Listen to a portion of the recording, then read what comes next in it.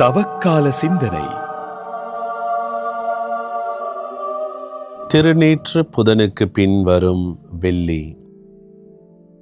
இயேசுவில் அன்பார்ந்தவர்களே, இன்றைய நாள் எங்கள் அனைவரையும் இந்த தவக்காலத்தினுடைய 3 தூண்களாகிய செபம், தபம், தானம் போன்றவைகளில் இன்றைக்கு நோன்பை பற்றி எங்களுக்கு சொல்லிக் கொடுக்கிறது. நாங்கள் நோன்பு இருப்பது எப்படி? இந்த நோன்பு இருப்பது எல்லா மதங்களுக்கும் ஒரு பொதுவான ஒன்றாக இருக்கின்றது, விரதம் இருப்பது. இன்றைக்கு கத்தோலிக்கர்களாகிய நாங்கள் இந்த தவக்காலத்திலே எவ்வாறான நோன்பை நாங்கள் அனுசரிக்க வேண்டும், எவ்வாறான நோன்பை நாங்கள் பின்பற்ற வேண்டும் என்று சொல்லி இந்த தவக்காலம் எங்களுக்கு சொல்லிக் கொடுக்கிறது.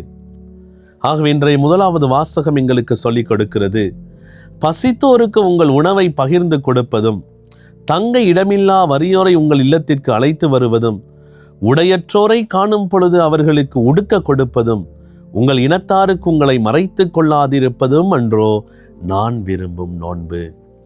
ஆகவே நாங்கள் விரதம் இருக்கிறோம் என்று சொன்னால், நோன்பு இருக்கிறோம் என்று சொன்னால், அந்த நோன்பு இன்னும் ஒருவருடைய வாழ்க்கைக்கு பயனுள்ளதாக இருக்க வேண்டும். அதை தான் ஆண்டவர் விரும்புகின்றார்.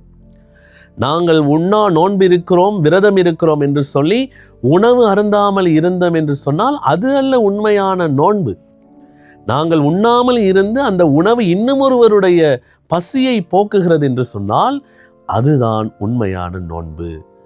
நாங்கள் ஏழை எளியவர்களுக்கு கொடுக்கிற பொழுது, உடையில்லாதவர்களுக்கு உடையை கொடுக்கிற பொழுது, பசியோடு இருப்பவர்களுக்கு உணவை கொடுக்கிற பொழுது, ஆடை இல்லாதவர்களுக்கு ஆடையை கொடுக்கிற பொழுதுதான் இந்த நோன்பினுடைய உண்மையான அர்த்தம் வெளிப்படுகின்றது. அதைதான் இன்றைக்கு கடவுள் எங்களுக்கு சொல்லிக் கொடுக்கிறார்.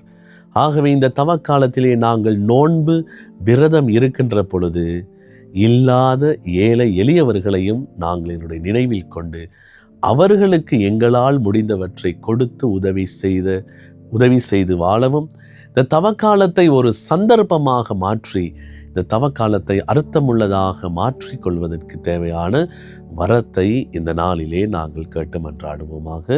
ஆமேன். தவக்கால சிந்தனை.